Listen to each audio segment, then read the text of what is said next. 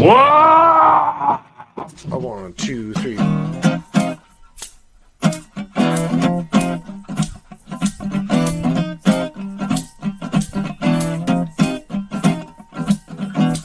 Gonna walk that promenade, yeah, we're gonna rock that promenade, be the talk of that promenade, looking for a star drifter, not a shapeshifter, lots to do and more to see, sweet sticks from a jump tree, oh, oddities, opportunities, free advice, but not for cheapo gambling wheels, shaded deals, meet me back here tomorrow, please.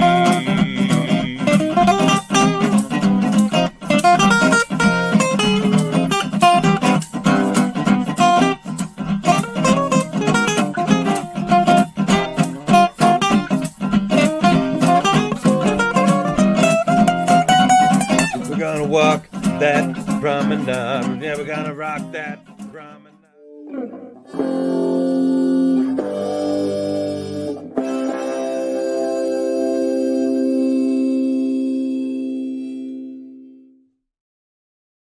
Hello and good evening for this Monday, April 22nd, 2024. Star Trek DS9, Season 7, Episode 22, Tacking It Into the Wind is over. And it has been for 25 years, but we're just getting started here on Live Long and Podcast for our live stream review as we continue our mission to watch and talk about every episode of Star Trek DS9. Only 3 left in this thing. I'm Dave Mader, as mentioned, and we got a great panel here to break down this whole episode. First, here's the man who knows that you got to kill that Cardassian before he kills you. It's Kevin Millard. Of course you do, so you can get the neck bones. They're better when they're fresh. Of course. And then here's the guy who's going to help lure Section 31 here with the cure to the Odo virus. It's Adam Woodward. Hey guys, how you doing? I'm great, Adam. Good to be with you. Of course, Jody Simpson has had to pass on his regrets. He will not be with us tonight as he's taking Candace to an event or something. But we're here to break all this down. Spoilers, if you haven't seen Star Trek DS9, Season 7, Episode 22, Tacking It Into the Wind, the 172nd episode of the series, written by Ronald D. Moore, directed by Mike Vehar, and part of this 9-part finale that DS9 did. We're going to jump all into it, talk about it for the next hour or so, and then kind of cap it off with a rating of this episode as we've rated every episode and see how we feel about it. So like Adam, who has never really watched these episodes before, I always like starting with him because we're going to see what he thought about this one. So Adam, go for it. It was a freaking great episode. I was so engaged last night. I was watching it. Kevin, I get when you don't have to have the battles to have an intense episode. That was an intense episode. It was great.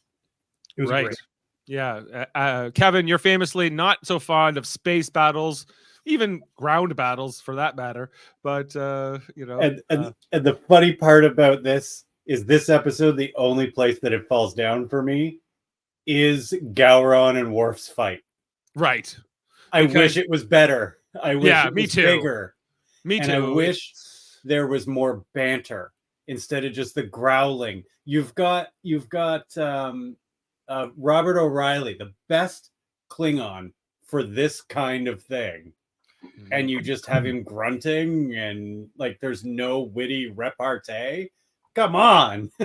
Yeah, a couple times. Not really, though. I agree with you. There's a couple times it's very obvious in that fight that it's not Robert O'Reilly. It's so painfully clear it's not Robert O'Reilly. In a couple of shots.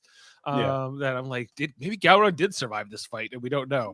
And he's he's on a beach somewhere. He's on Ryza maybe. Under an assumed identity. Yes, of course, Gowron, Chancellor of the Klingon Empire, is dead. That makes me think about we have to go over to my favorite Klingon guy here, the Klingon ambassador. The Chancellor of the High Council is dead. But there's a new Chancellor by the end here. Well, actually, 2, because briefly it seems like Worf's going to become the Chancellor. He goes, no, it has to be Martok. So Martok becomes the Chancellor by the end of this episode. But we're kind of skipping ahead here. And we're gonna break all this down. A couple of different plot lines in this episode, of course. Kira, Odo, Garrick and Damar and the Cardassian resistance and everything going on there. We have this other plot line with O'Brien and Julian Bashir, who they're trying to figure out how to cure Odo of the changeling disease that Section 31 infected them with. And the other one is, of course, this Martok, Worf, and Gowron of it all, which is, I'd say, majority of the episode, or at least a lot of the juicy stuff. And I think, like, Adam, we got to really talk about how this reflects on Sisko. Because Sisko, does he not order basically a political assassination? Yes, he does. You got to do something about that, Worf. He goes, it won't be easy. He goes, you do whatever it takes. Like, and he knows what that means. Oh, I was shocked at that. Well, maybe not, but like, that is okay. We are controlling the Empire now. Oh, and then later on, Ezri also orders it, basically. Like, she's like, come on, Worf, you gotta kill him. Less, yeah, I would say that he's not worthy of, like, he's not honorable enough or respectable. He's not worthy. He's just another chancellor in a long line of bad chancellors. Yeah. All the Klingon, chancellors have been seemingly corrupt, or at least Ezri asked the question of, like, who was the last one you really could respect? And Worf's like, oh, I don't know. Kahless, I don't know. I don't. He was the chancellor, but maybe Gorkin. He seemed like an okay chancellor, but we don't really know the full extent of what he did under his leadership. I don't know. We can get into all the chancellors, Laurel, whoever, but we're gonna talk all about this, guys, and break down this episode.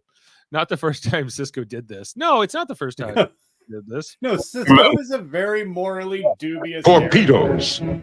Yeah. Exactly.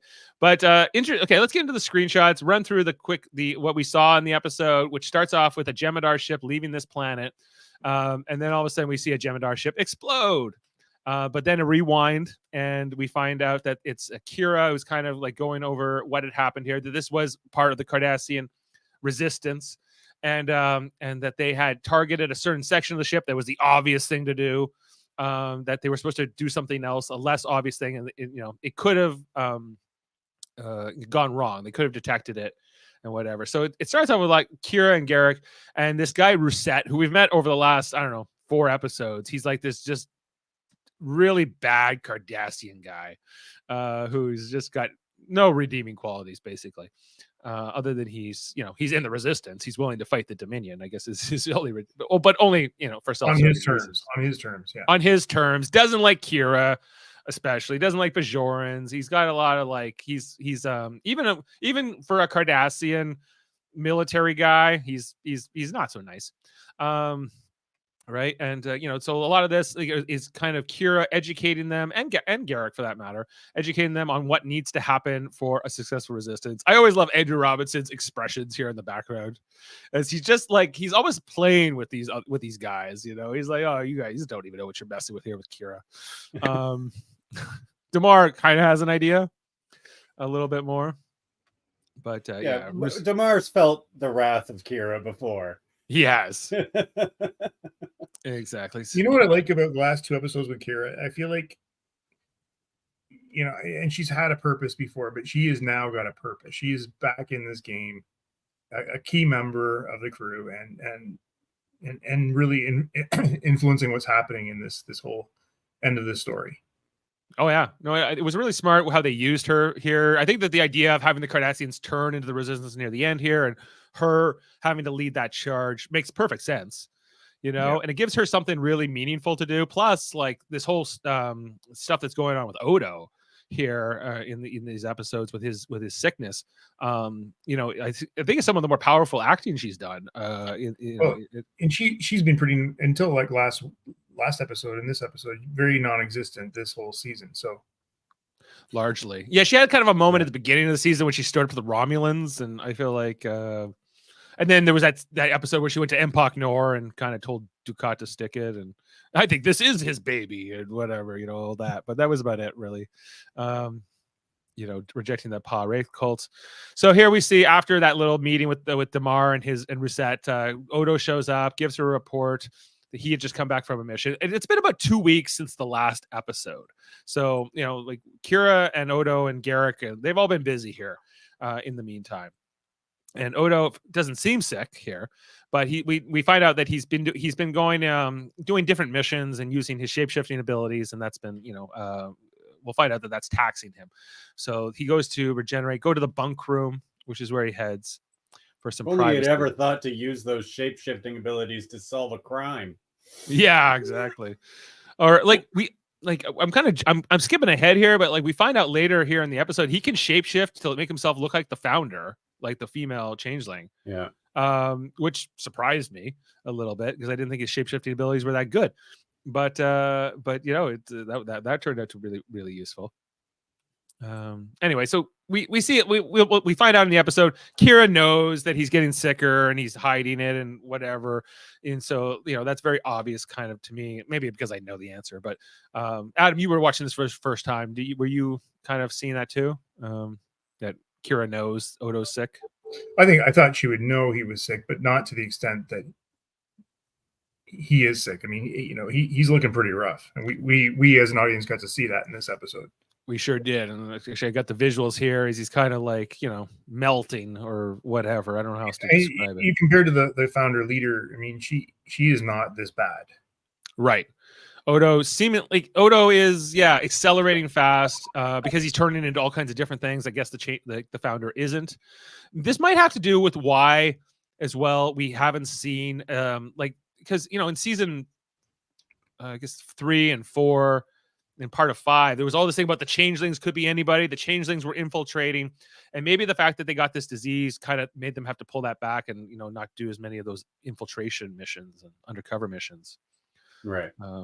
Because I think that I was like, why did that go away? But it kind of, you have a logical reason for it here. So Garrick ends up walking in on Odo, and Odo says, I don't want Kira to know. And Garrick says he won't tell her, but of course Garrick does tell her later on when she wants to bring him on the mission. But and then she's like, is there anything else?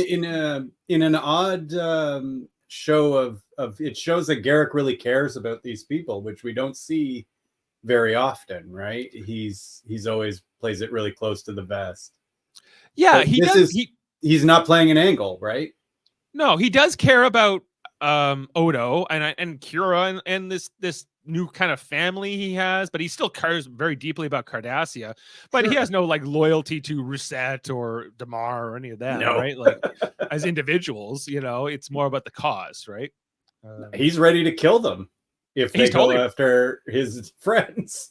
Absolutely. He's not worried about killing any of these people, right? And it's always the delight he takes in sort of the danger I enjoy about Garrick. He's always or there's arguments happening and he's got a big smile on his face. Yeah. Right. He's just ready to shoot somebody, but he's going to see how it plays out first. He's good in this. So, anyway, that's our teaser. That was, it's a little bit of a longer teaser, but it was pretty good. Set up and very much. It sets up certainly the Kira of it all. You don't really see this Gowron angle coming away. One thing about that conversation around that ship they destroyed, and she's going like, "Well, you didn't do it right," and they go, "Well, we got the end," and they're just making all the mistakes.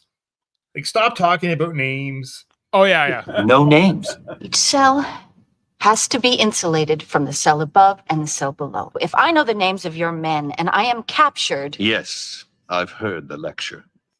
Right. But it makes sense. It makes sense, but they're not listening. Yeah. They don't want to listen. That guy doesn't want to listen.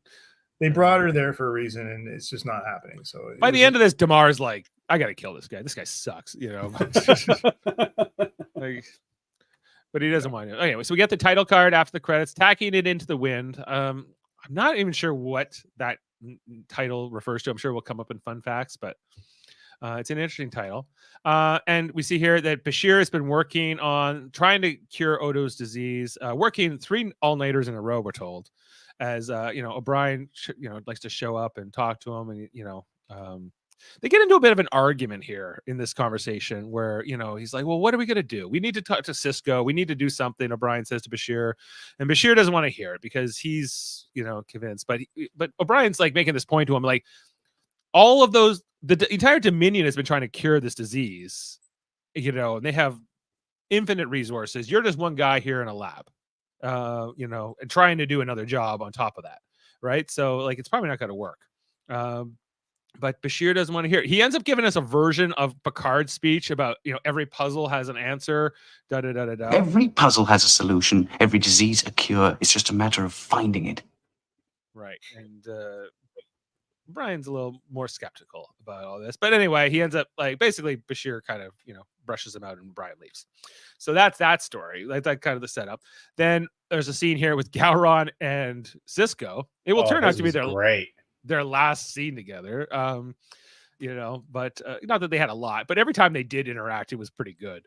And they're kind of talking about how Gowron sent Martok and the Klingon fleet at this target in Cardassian space, heavily fortified, and they kind of got pasted. And Gowron's like, they had the element of surprise. Like, I don't get it, and Cisco's like, that's not the point, Gowron says a good commander finds a way to beat the odds. A good commander finds ways to beat the odds, not hide behind them.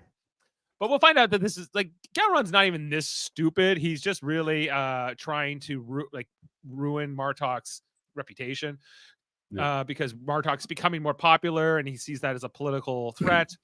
And Cisco's, it just shows that he has no knowledge of his commanders because Martok has no interest in that. He would never want to be that. Yeah, like Martok is not ambitious, and that probably even makes him more of a threat because he doesn't seek power, and Worf and maybe some others would want to do that. I don't know. It's hard to say. It doesn't seem like Martok was really in contention before here, but Gowron's worried about it enough. And Cisco's, really giving him the business here. That's not the point. He's like, that's not the point about Gowron.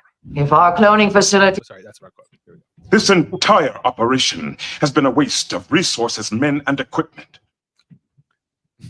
Gowron's like, well, I guess you got a point. He's like, that's what I've always liked about you, Captain. You tell me how it is. You're not that frightened little Grishna cat, I remember.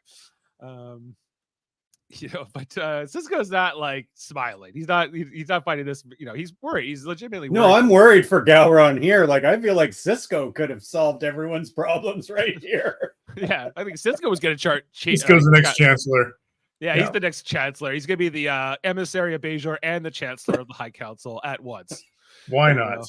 Why not? He's got a few different titles. And then take over the Dominion.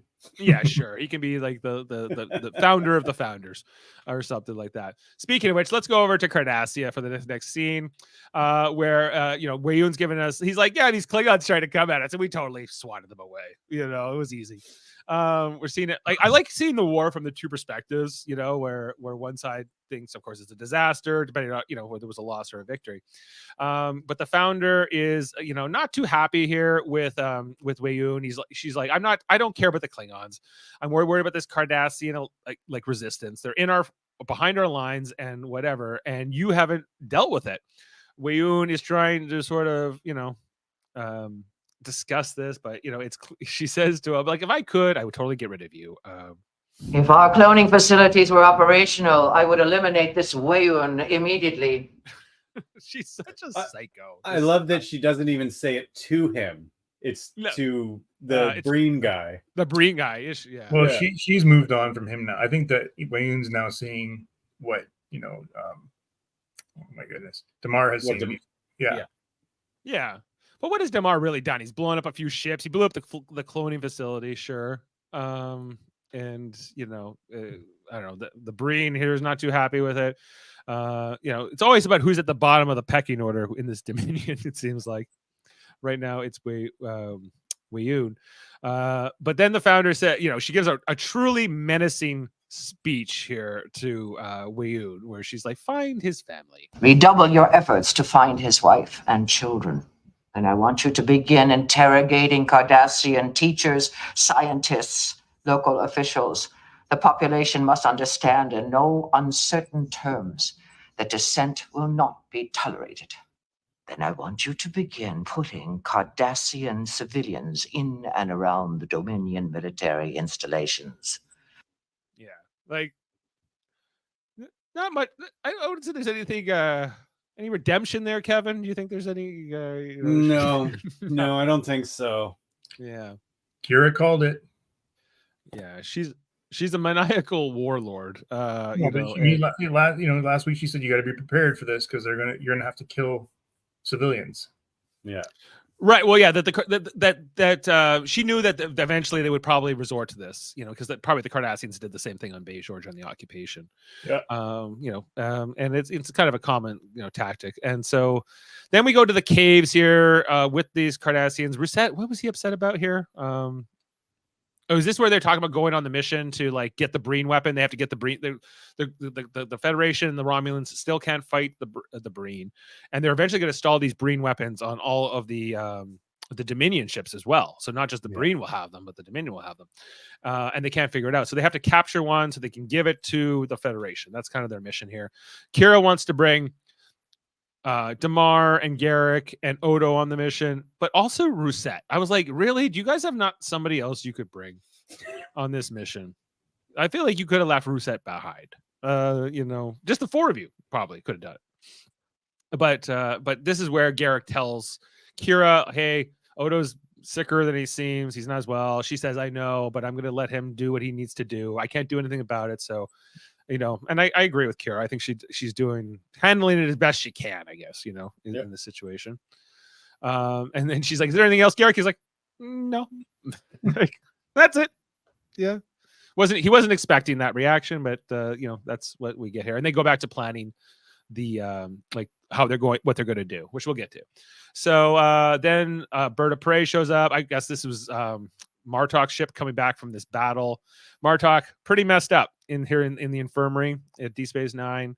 Worf here looking over his hospital bed, and then he gets a call from Sisko. And this is the infamous scene, where where Sisko's like, yeah, we got a problem, and he's like, Gowron. He is a stubborn and arrogant man. Yep. That's a great line. Amazingly delivered. Oh yeah. And that's it. Right. Well, this is where he says, It would not be the first time that a Klingon chancellor put his own interests ahead of the greater good. Right. And Sisko's like, he's going to give out the whole war. Something has to be done, Worf. Something has to be done. Agreed. And I do have a solution, but it will not be easy. Do whatever it takes, Mr. Worf. You do whatever it takes. Fucking ordered the assassination of the Klingon Chancellor. So Yeah. what? How can he speak for the Federation on this? He can't. This is Sisko doing this. Oh, I know. I just find it fascinating. Like, I don't think this is going in his log. it's not going in his log. I get it. Right beside Pale Moonlight. Well, you remember like how mad Sisko was when Worf and Jadzia tried to do that sacrifice on Kern, like that, or it was more Worf really than Jadzia, but Sisko like was pissed, right? And he's changed by this point in the war, right? He's I don't know, see if I can find it, but he's like, those are not Klingon uniforms you're wearing, and geez, it's probably. There's so many great Sisko speeches here. Take a look. Klingon. I'm just scanning for Klingon. Damn it. There's too many. A guilty conscience. All right. I don't know. We'll just play this instead. A guilty conscience is a small price to pay for the safety of the Alpha Quadrant. So I will learn to live with it. Actually, that's maybe even a better quote, because I guess the lessons that he learned in the Pale Moonlight, when he brought the Romulans in here into the war, he's like, whatever, kill Gowron if it's gonna like save the war, because I feel like Sisko feels like there's just too much at stake here, But how do we judge Sisko for this? I guess is how I what I'm wondering. Like, Kevin, where do you stand on it? I don't know. I'm a little disappointed in him for not actually just saying "kill Gowron, please." Okay. Having to do it in this roundabout way. Picard never would have done this, right? No, I don't think so. I don't think so. Cisco's always willing to go that little extra. I can see Janeway doing it. What we haven't seen, though, we never saw Picard in a war. We never, not really, no. Like saw him in battles, Or, but yeah, or like even Janeway, like we never, like they were in dire balls to the wall situations where there's things have to be decided and changed, right? Like if the Klingons give away all their ships and all their men here, like it's over. Yeah, because only the Klingons are standing between them and annihilation and being conquered, right? So right. So Gowron sending all their cruisers into situations where they can't win isn't not going to help. No. And Cisco's like, this is the stupidest thing ever, right? But like, so Cisco's like, I can get Worf to kill them, like to challenge him, like, and that it's technically legal. It's against the morals of the Federation. Sure, but I mean, yes, because you're basically influencing a sovereign, I won't say nation, but state, and can't do that. But I support him. I know why he's doing it. Makes sense. And he never said it. Oh, I found the quote that he said to Worf back then. But in case you haven't noticed, this is not a Klingon station, and those are not Klingon uniforms you're wearing. Right. So anyway, there we go. So then we're back to the planet with the Cardassian resistance here. Kira is working away, and then Reset like throws a pad at her, and he kind of starts this aggressive questioning, about how many Cardassians she's killed or whatever. And she's like, "Oh, you want to do this now?"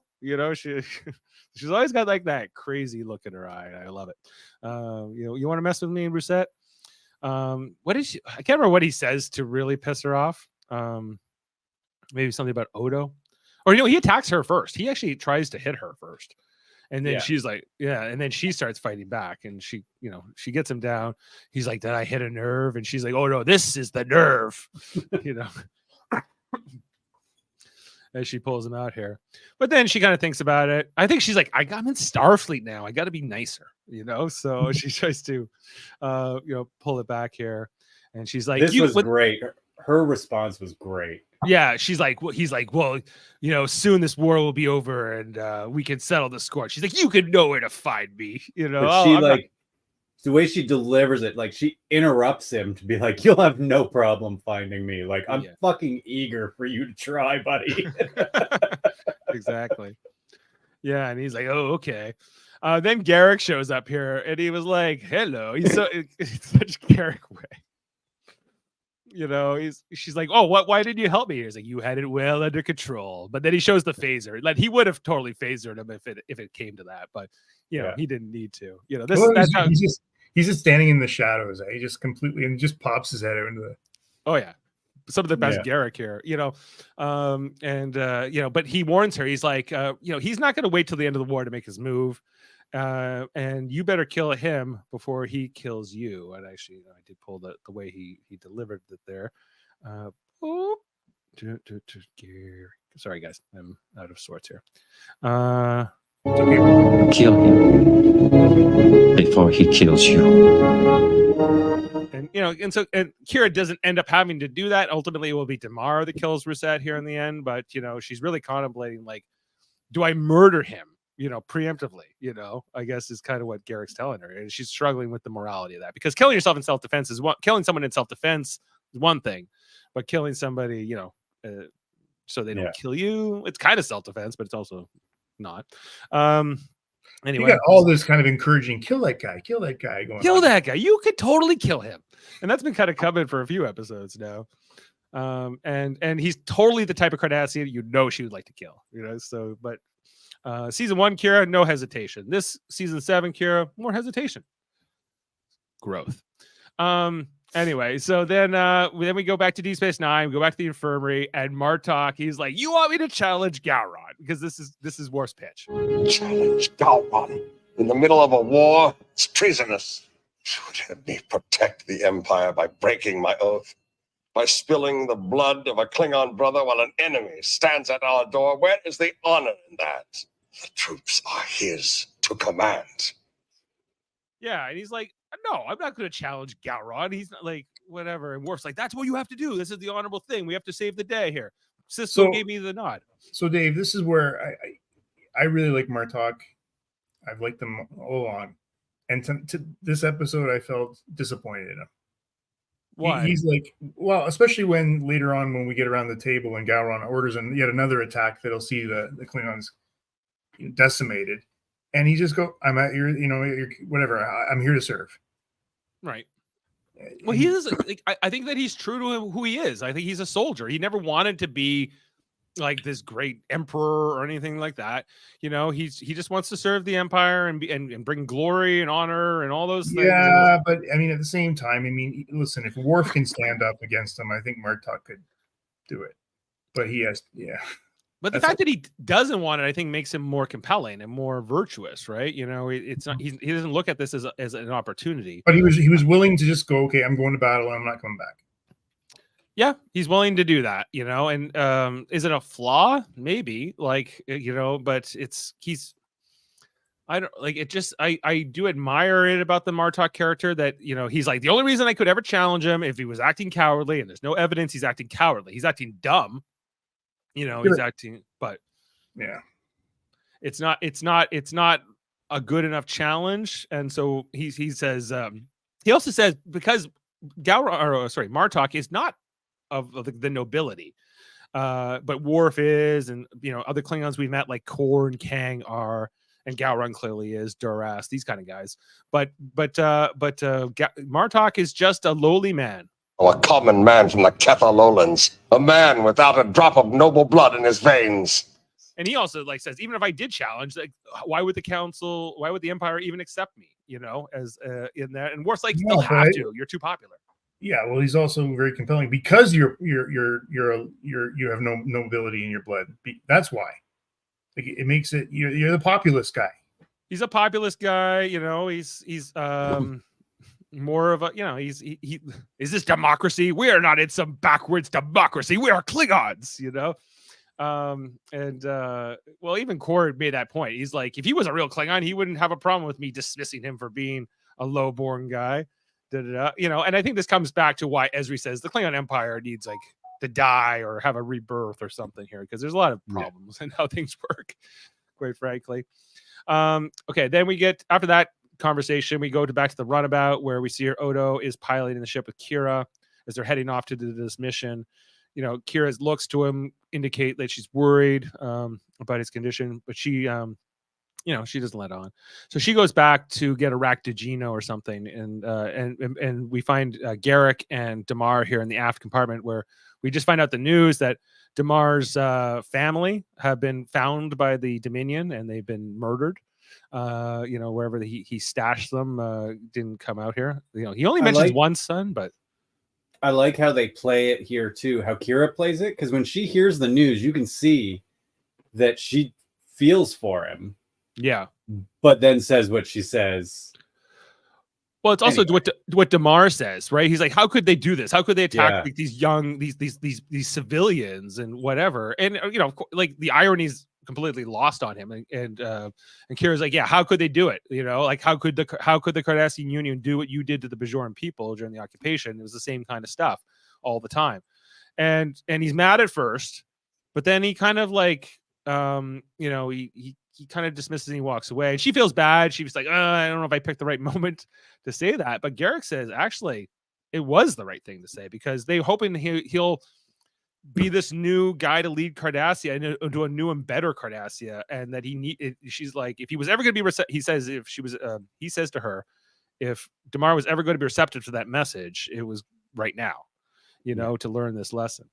And Kira's, I don't know, she's struggling with that a little bit. She would make a great Starfleet officer with all this hand wringing and morality, issues. I think she's perfect for this uniform.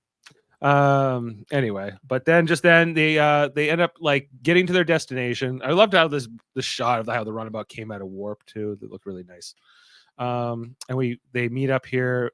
And this is not an angle either we see a lot in the cockpit of the of the runabout, but all the crew here as they're planning to go off. So they meet up with this, I guess, a Cardassian shuttle. What the plan is to go to the Cardassian shuttle to go to the Dominion base next.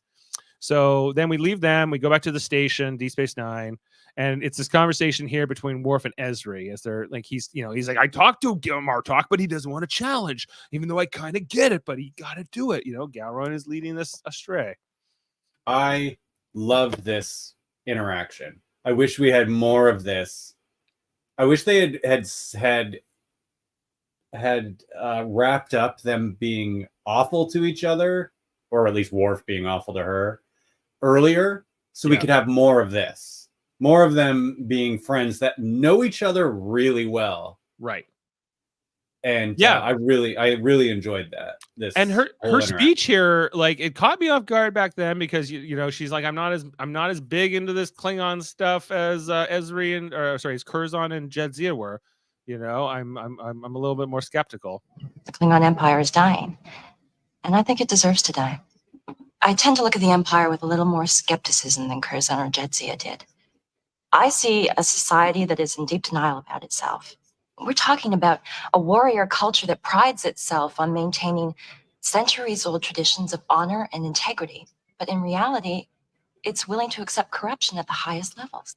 And how many times have you had to cover up the crimes of Klingon leaders because you were told that it was for the good of the Empire?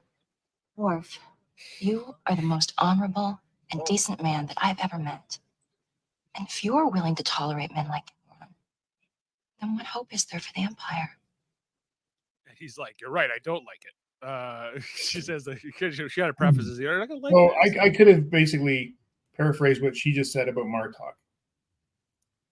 Explain. I'm what do you mean? Well, I mean, look, it seems like Worf's the only guy that's going to stand up. Knowing what they know about the Klingon Empire, it's dying. They're corrupt. There's no way out. They've got to change some stuff. So she's appealing to Worf again to do this.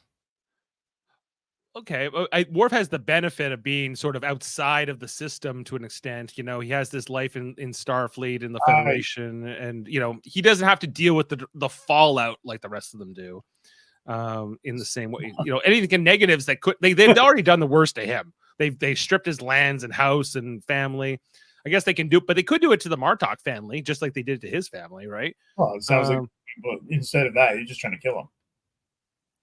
Well, challenge him and beat him in honorable combat. It's like not put a poison pill in his drink, but like whatever that means to you. I guess it's at least it's consensual, but like this, I think that Ezri's got a really strong point here, and something that's not really said, because usually there's a lot of like glorification, I guess, of. Well, I mean, even Worf said at the end of this, like, you're right, I didn't want to hear that, but he needs to hear it.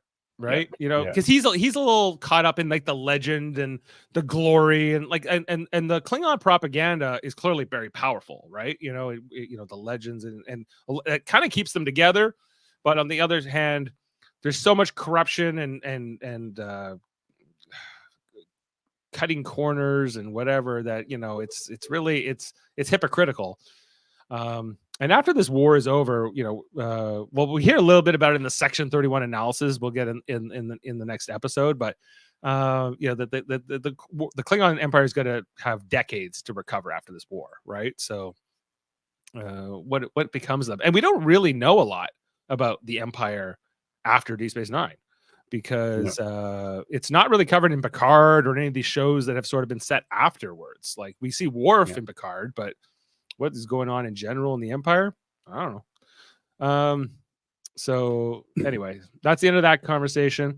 And then we go back to the Cardassian shuttle, where they're heading over to this base. By the way, this space station was really cool looking. It's clearly Cardassian, but it's a very different kind of a space station than Deep Space Nine. Much bigger and grander and whatever. And we get to see a few, Jemadar ships that are docked there.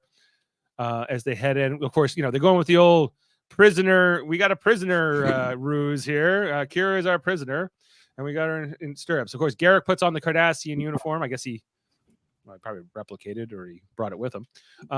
They meet up with a few Cardassians. And we're told by this guard here that Cardassians are not allowed to bring their weapons, into any facilities. They have to leave. They have to check them.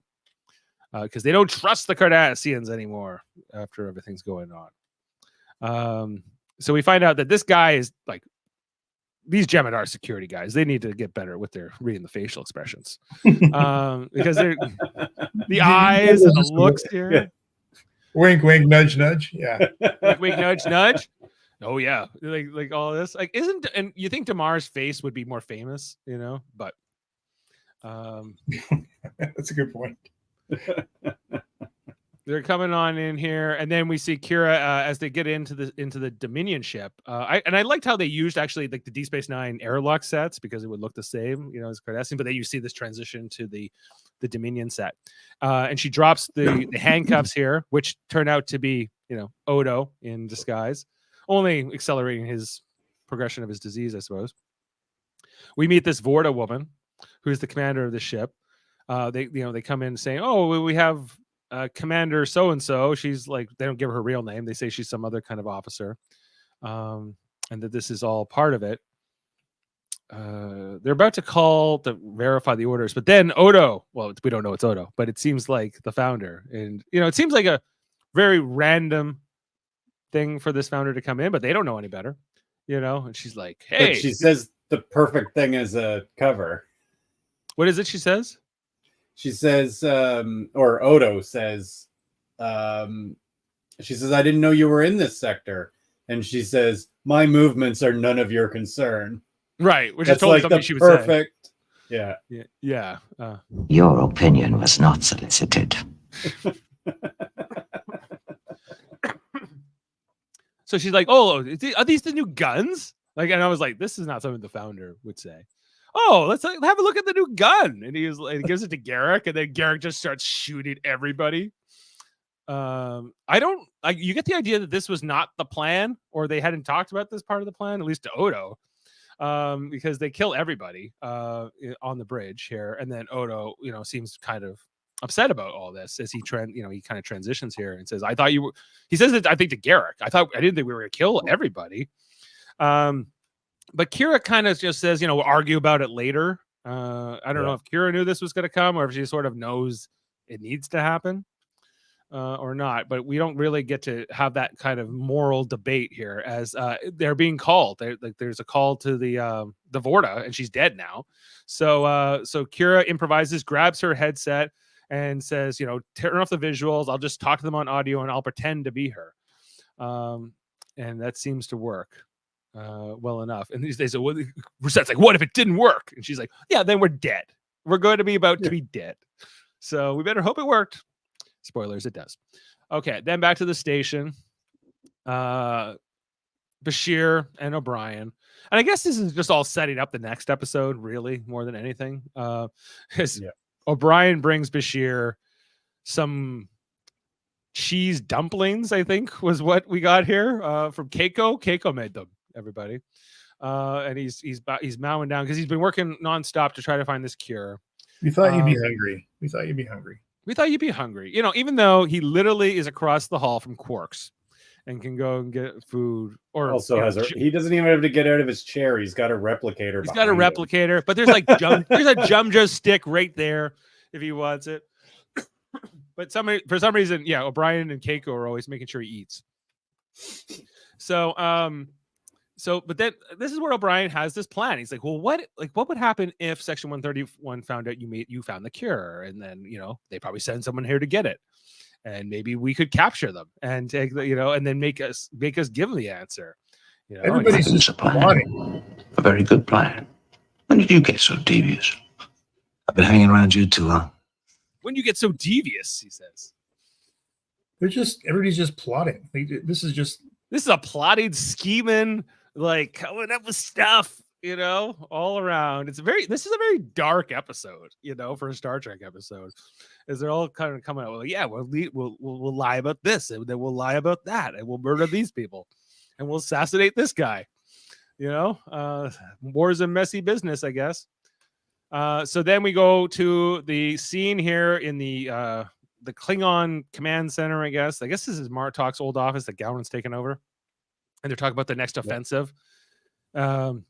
Gowron's like, we're gonna send a whole bunch of ships at them, and they're gonna be so scared. And Martok's like, you're talking about like the most fortified position in all of the Cardassian Union. There's no way we're gonna even make it. We're sending 9 ships.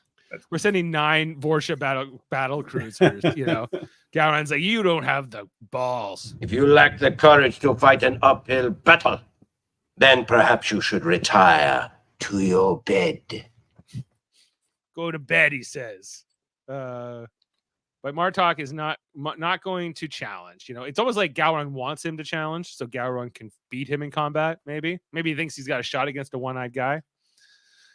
So I don't know. I'm always kind of confused about the extent of the Chancellor's powers, because if he's really threatened by Martok, can he just kill Martok? Can he just like make something up and get him executed or something like that? Why all this kind of fooling around? And Worf's at this meeting, trying to he's like, well, I'm gonna stand up and say something. Martok not too happy. He's like, you are an idiot. You're a stubborn and arrogant man. He is a stubborn and arrogant man. Right. Basically says that. He's like, these other Klingons won't say it to you, but I'll say it to you. And he's like, I should have known but to trust you. But you are wearing that child's uniform. Hiding behind. He's like, oh, I can just take out the badge. Now it's totally cool. And he's like, you're not fit to lead. So apparently all you have to do to become Chancellor is just go up to the Chancellor and say, you're not fit to lead. And there's going to be a fight. I don't know how often Gowron has to deal with such challenges. You would imagine in the Klingon Empire, there'd be a lot of warriors who would think that they're pretty good and they could beat Gowron in a fight. Maybe there's a lot that can. There are millions, maybe billions of back down like Martok. Seems like most of but you think there'd just be one wild, crazy Klingon who's amazing with a bat left and would challenge her, but I guess not. Like Worf? Like Worf.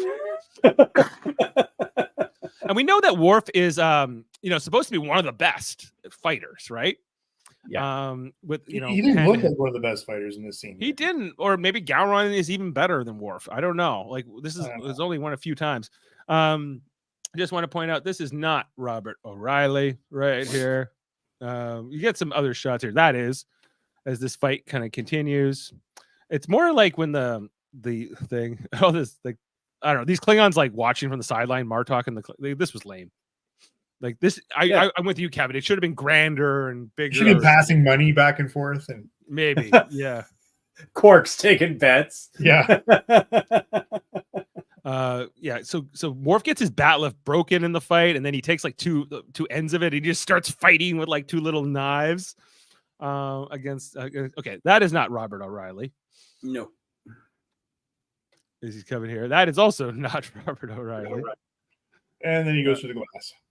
Yeah, that is. They were kind of going for it back and forth. I get it was back, back in the 90s when this aired. It was probably a lot harder to tell on a standard definition television back then.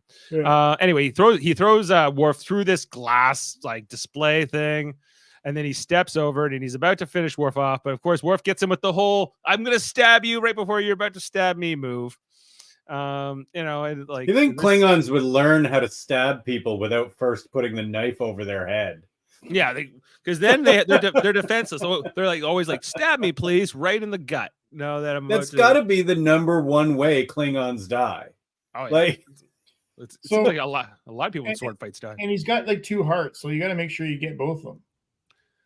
I think when he stabs him in the stomach, I don't know, and they're supposed to have redundant organs, but I don't know. He must have got Gowron in a good spot as he goes down here, and we get Gowron's final words. You will not have this. Yeah. And then he's dead. Worf does. I wish he had been whoa.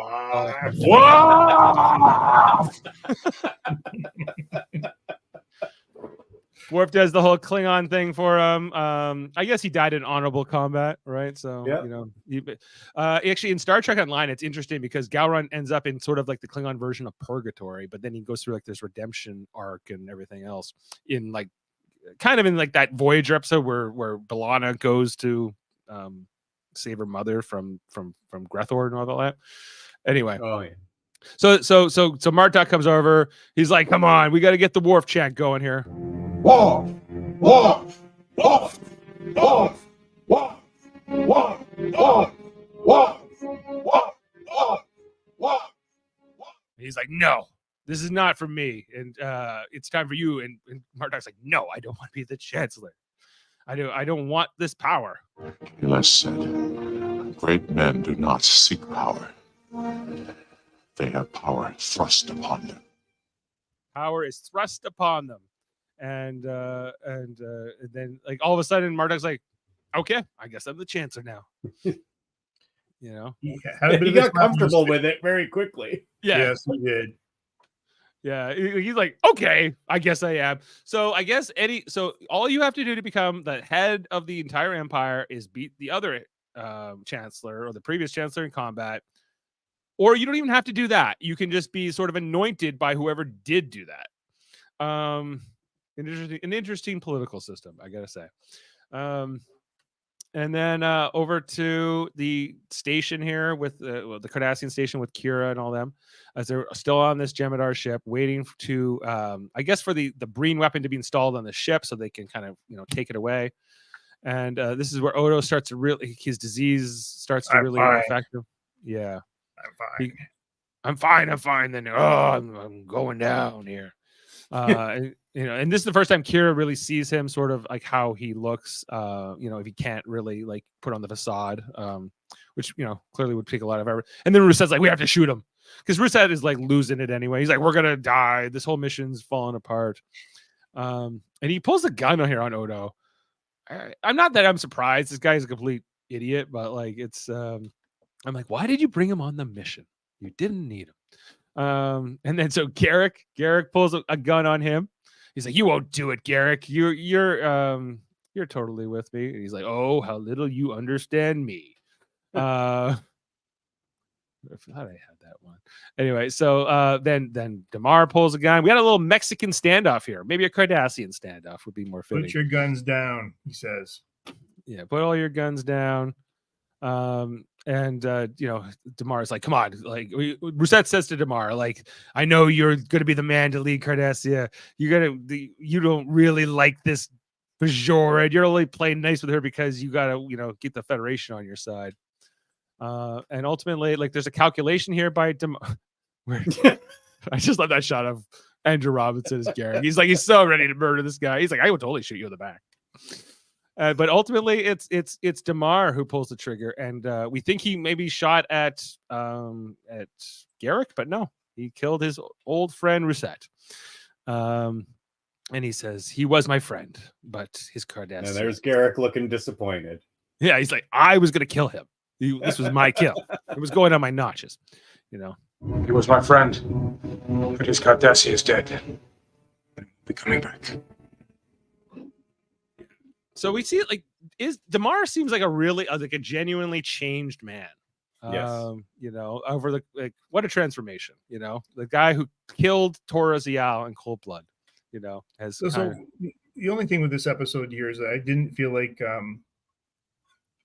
he found out about the death of his family. Like, Cardassians are emotional beings, and it wasn't much of a reaction there. No, he's pretty stoic about the whole thing. Yeah.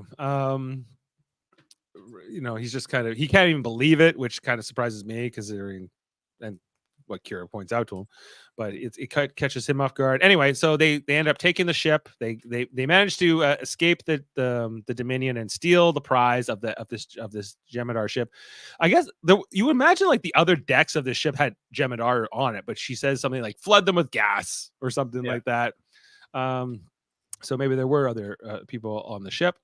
And then there's kind of like this moment here as they're warping away with Odo and Kira I can't remember exactly what he says to her at the end, but just like, I'm sorry I couldn't protect you or something like that. And she just kind of holds him as the episode ends. And that is the end of the story. So anyway, a couple comments here. Of course, Davan from the X-Men show. This is a 10. He says Sisko was right. Kira is perfect in general. Klingons only challenge a direct superior generally. Right. But Worf isn't directly subservient. Gowron was on some Klingon cocaine. I think he was. I think you got some point there. Not the first time Cisco did. And coming here from Norman, Gowron did in the Civil War when someone challenged him. Worf intervened, stopped the. Yeah, there was a guy who challenged Worf or Gowron back then. Yeah, in Next Generation, I forgot about that. But then Gowron killed him dishonorably. Anyway, I think this episode is really friggin' good. For an episode where it's not a ton of space action or battles or science fiction, really, it's all about characters and them interaction and them sort of doing these things in the course of this war. There was no scenes here with Dukat and Kai Wynn in this episode, which I think was good for this episode because I think that their storyline was getting like a little annoying. It's like we're always checking in. He's like Adami. Even though I don't hate it or anything, it's just you can have too much of it. Slow. It's moving too slow and you're spreading it over too many episodes. So I think like them taking an episode off here was good from that storyline. And and the end of Gowron, was this a good move here to kill off the Gowron character? Such a popular character in this way. I don't know. At the time I didn't like it, but now looking back on it, it makes sense that. And I love Martok, and he's a great, he's a much more noble character to be leading the Empire. So I don't know. How do you guys feel about it? The Gowron of it all. I've got something to talk about in fun facts on that one. So I'll just hang on. Just saying. You want me to get into it now? Yeah. Well, on that's a good transition as much as any. So why don't we go into that? All right. So initially the plan for this episode was to have Worf simply convince Gowron that he was allowing his ego to guide his decisions and he wasn't acting in the best interest of the Empire. Gowron then would have simply returned to Kronos and hand over the control of the war effort to Martok. Ron Moore, however, felt that it was too simple and it let the Klingon Empire off the hook too easily. Moore says, I wanted to give the Klingon I wanted to view the Klingons in a different manner and look at what I'd created in the same cold eye as Ezri. Yeah, these guys were corrupt. Worf's put up with a lot for a long time. They talk a good game about how honorable they are, but they're really not living up to it. Yeah, I think it's ultimately from a storytelling perspective, as much as I love Robert O'Reilly's portrayal of this character, it is the right thing. If Worf had just sit down and hey man, let's have a heart-to-heart about this. I think it could have worked better if Gowron hadn't done all that other stuff to Worf, stripping his house and and invading Cardassia when he did. And I feel like Gowron was more of a good guy, and then he went really bad, and then he's back working with them. But this, I think, was the right choice, and I agree with Ezri's speech. In a lot of ways. Yep. Yeah. Dave, so to answer your question about the name of the title. Tacking into the wind. The title episode is a nautical reference describing when a ship follows a course against a gale by continuously to make course corrections. So basically tacking, when you're on a sailing ship and you basically you're zigzagging up wherever you're going towards. Yeah, you're going against the wind, but okay. And a bunch of different decisions here. Well, yeah, maybe that's referencing. Yeah, Cisco's like, you know what? Course correction, kill Gowron.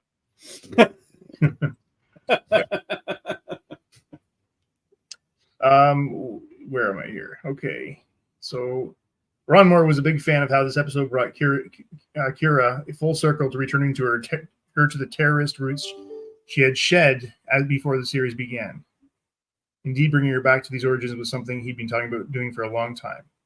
The backstory is that she's a terrorist who's become part of the establishment. There had never been a comfortable way to make her a terrorist again, but this seemed to be the way.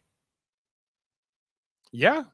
I don't know, you can always say one person's terrorist is another person's freedom fighter. I think that's often talked about. So, and this is all pre 9/11, right? So it wasn't it didn't have the same connotation yet that it came to. Yeah, the Kira you see here in the final arc is a revisit, but in a different way. She's older, wiser, but she's still got that scrappy, mindset as well. So, doing both. When Michael Dorn read the teleplay of this episode, he saw that Robert O'Reilly and apologized for killing his character. I'm sorry, Robert. I have to kill you. Yeah. Mm-hmm. For the last day of shooting, Robert O'Reilly spent most of it playing on the ground, playing the dead body of Gowron. At the end of the day, when the filming wrapped, O'Reilly called out to Michael Dorn to help him up. However, Dorn had already left the set, prompting O'Reilly to complain. Michael, help me up. Once they kill you, they forget all about you.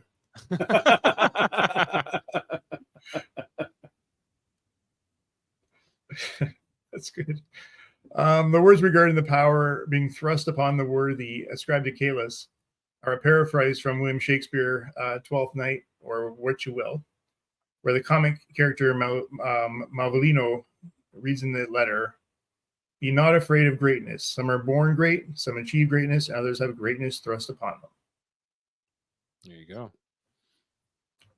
The scene where Sisko and Gowron talk about Martok's attack on Avenel 7 is longer than in the script.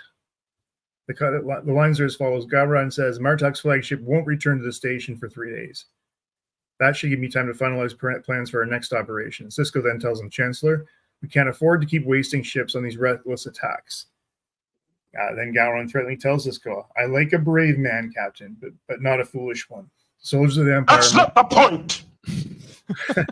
"The soldiers of the Empire are mine to command, and if I say we attack, we attack." Right. Ezri's talk with Worf is reminiscent of Kirk's talk with Mirror Spock about the Terran Empire and Mirror. Both empires are on pseudo-suicidal paths, and the outsider, Kirk, and Ezri plead with the two defining virtues of the member, Spock and then Worf, of course, in order to convince them to take radical action to save them. That's good. Yeah. Like this episode is so well done. I think Ronald D. Moore hit on so many things. Like, you see like what he went on to do in Battlestar Galactica, and some of the plots and the themes that they explored with their characters. And, you feel like that's kind of what he was doing here in this episode, right? Yeah, he said that a couple of weeks ago. It's like he's got this amazing freedom all of a sudden to do all this stuff, and he just didn't get far enough because the series ended. And so I got to do Battlestar. Well, there was also there was the episode he wrote like a few weeks ago that we watched, but it was the one where his baby was being born and like Rene Echeverria had to like finish it off for him or something, and it was not as a normal Ronald D. Moore episode. Ronald D. Moore also revealed in a deleted scene from this episode, Ezri asked Worf what it was like to stand at the pinnacle of the Empire for a moment, and Worf said he remembered wishing his father had been there to see it. Ezri replied, "I think he knows, and so does Jadzia," before raising a toast to his brief reign, his 30-second reign. Actually, less than that, 10 seconds.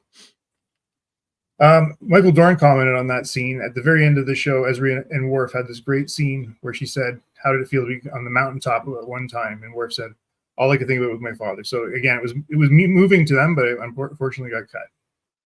Well, I guess so. They had to cut all these scenes out so they could fit in a couple scenes of O'Brien and Bashir talking about what they were going to do. I feel like that was probably not the best choice.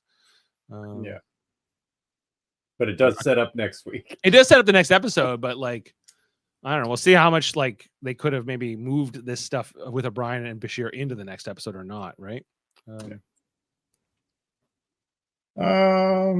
Just kind of seeing if there's anything else worth. No, I think we had some really good ones. I think the Ron D. Moore stuff is really important, and this episode for me is my favorite so far. Of the whole show? Yeah, actually, I think so. Oh wow! I'm excited right now. I came into last week feeling really good, and I couldn't wait to watch this week's when we just did. Yeah. And now I can't wait to watch next Sunday because that's my Sunday evening thing right now. I'm quite enjoying it. Excellent. Well, I'm glad to hear that, Adam. I'm glad you enjoyed it. The next episode called Extreme Measures. But before we talk about that, let's maybe get into our ratings. And put it on. After I watched it, I'm like, this episode loads better than I remember it. And I could nitpick this stuff, like, the Bashir O'Brien of it all, and them eating cream puffs, or whatever was going on there. But I think it's pretty strong. So I'm going to go 9.5. I think it's really good. Jody not with us, so Adam, up to you.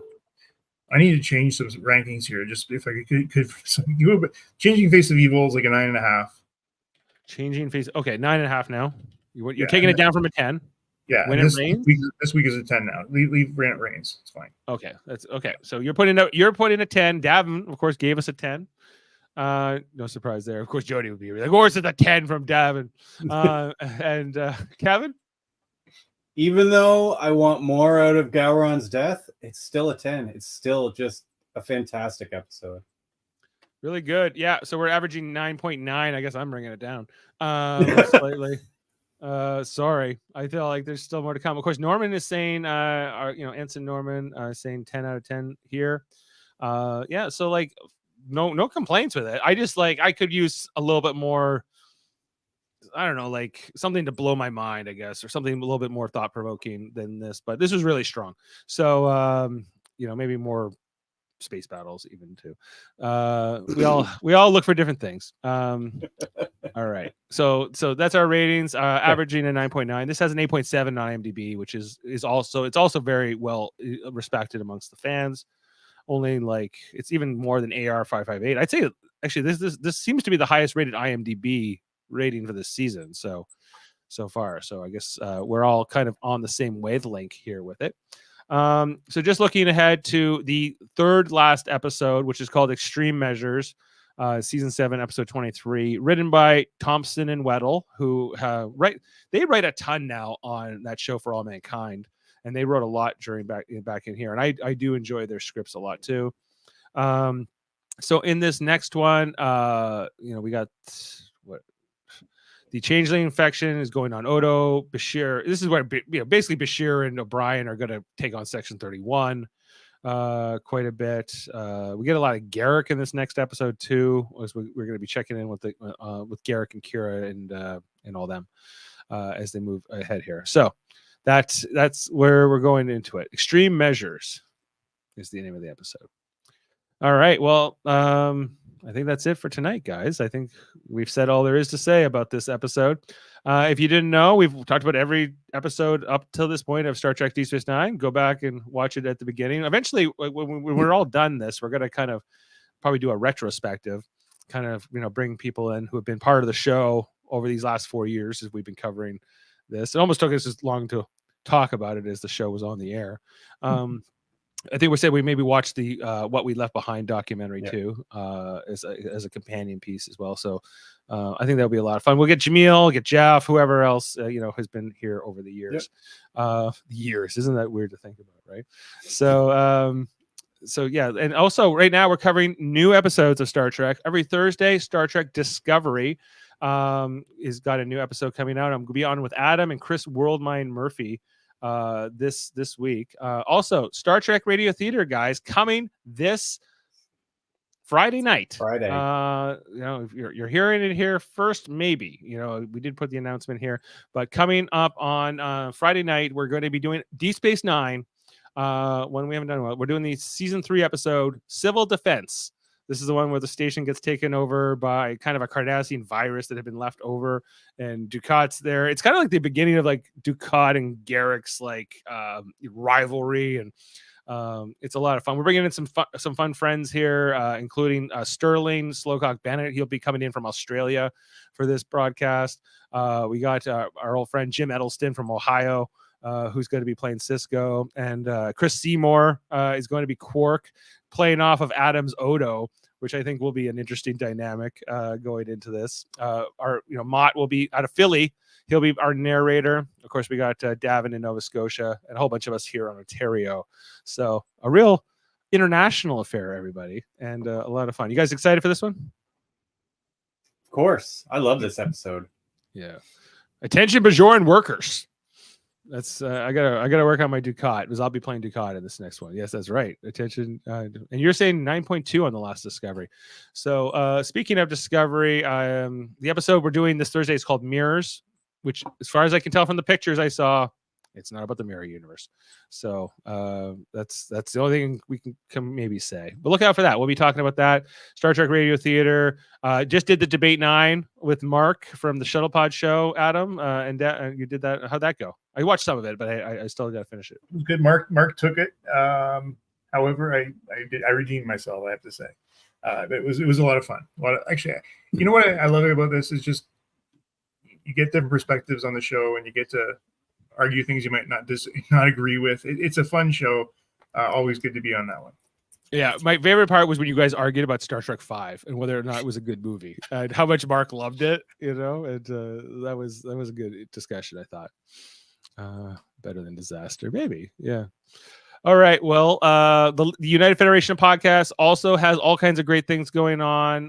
Check out Hold Up. They're on this Wednesday. I think they're talking bicycle movies or something. Even on Track, it's going to be having Jaemeel Robinson come on soon to talk about his favorite album. The Hey, Did You See It? This one, guys. Always talk about weird movies and interesting things. Like, really some fun movies. Like, they were just doing wrestling movies like Dracula and the Wolfman against like the Abominable Monster or something. Like, there's some crazy stuff going on there on Hey, Did You See This One? Trivial Debates has got a show coming up soon, and the Hellbound podcast as well, and the Super Mario Brothers podcast every Wednesday covering Survivor, as well as X-Rated, talk about X-Men, the animated series, and X-Men 97. Okay, and on that note, guys, I think we'll sign off here for tonight. What's a good one to leave on here? I think we'll go out on. We got to go out on this Cisco and Worf thing. It's too epic. All right, we'll see everyone. Thanks to Adam. Thanks to Kevin. We're missing the rest of the gang, but we'll catch up with them soon. And something has to be done. Something has to be done. Agreed. And I do have a solution, but it will not be easy. Do whatever it takes, Mr. Worf. See you next time, everybody. Live long and podcast. Go Leafs, go. Yeah, sure.